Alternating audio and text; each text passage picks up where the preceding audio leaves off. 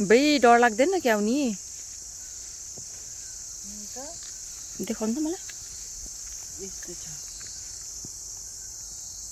purple पनि छ यस्तो पिङ्क पनि छ ए होइन यो त खाने चिज हो कि झरी च्याउ चाहिँ खान्छ है